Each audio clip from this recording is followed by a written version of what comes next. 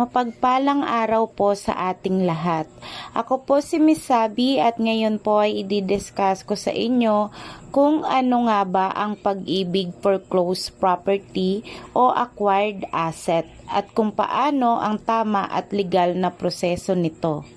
Ang pag-ibig foreclosed property o acquired asset ay mga ari-arian tulad ng bahay, lote, townhouse o kondo na kinuha ng Pag-ibig Fund mula sa housing loan ng mga miyembro nito. Kapag ang miyembro ay matagal nang hindi nakakabayad ng kanyang monthly payment, isasagawa ng Pag-ibig ang proseso ng foreclosure para mabawi ang inutang na pondo.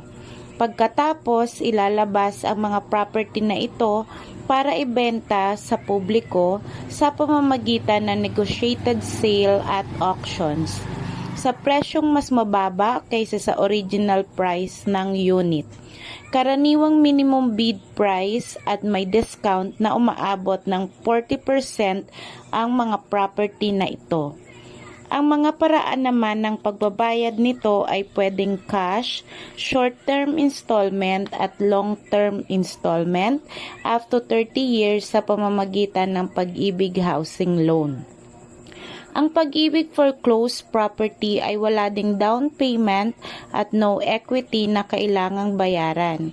Kaya wala po kayong ilalabas na malaking halaga at maaaring ma-turnover sa inyo ang mga unit 1 to 2 months kaya hindi na kailangang maghintay ng matagal na panahon para malipatan mo ang unit. Paano naman ang proseso upang maka-avail ng Pag-ibig foreclosed property? Una, kailangan nating magparehistro sa online public auction kay Pag-ibig. Ina-assist po namin kayo sa pag-register o paggawa ng account kay Pag-ibig.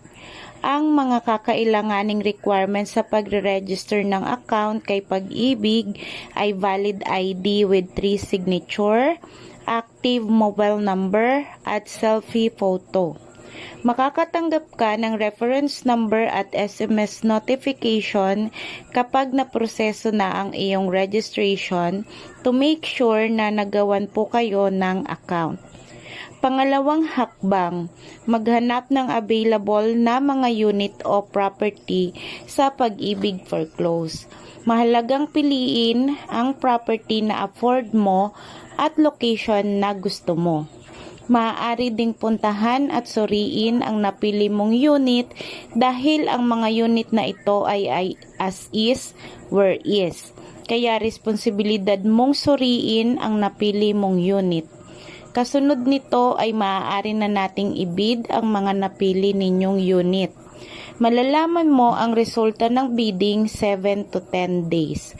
Kapag nanalo ka sa bidding, maaari mo nang kunin ang iyong notice of award kay Pag-ibig office mismo at maghanda ng 1,000 pesos para sa insurance na babayaran kay Pag-ibig office din mismo. Ang notice of award ay nakapangalan na sa iyo mismo. Kasabay ng pagkuha nito, ibibigay ni Pag-ibig sa iyo ang mga karagdagang requirements. Kung ikaw ay employed, kailangan ng valid ID at 1-month payslip. Kung ikaw naman ay OFW, kailangan ng passport copy, contract at SPA para sa makikipag-transact kay Pag-ibig dito sa Pilipinas.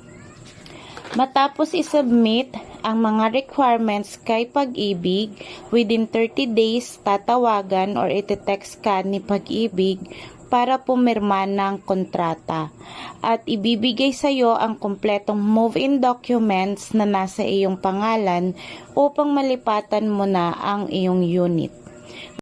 Mahalagang paalala sa mga nais na mag-avail ng aming assistance services or free one-on-one consultation, kami lang po ang inyong i-message or kontakin ang 0955 0917-298-5345 upang maiwasan ang mga mapagsamantalang scammers. Disclaimer, walang accredited brokers or ahente na maaaring mag-alok o magbenta ng mga pag-ibig acquired assets. Hindi po kami agent, bagkos kami po ay mga mamamayan lamang na nais makatulong sa inyong journey na makapag-avail ng acquired assets sa tama at legal na paraan. Para naman po sa mga nais mag-avail at malaman ang mga detalye ng aming complete package of assistance services, just comment for closed property or message us directly or contact us at 0955-298-5345 and look for Miss Sabi upang may send po namin sa inyo ang next video seminar. Have a great day and God bless everyone.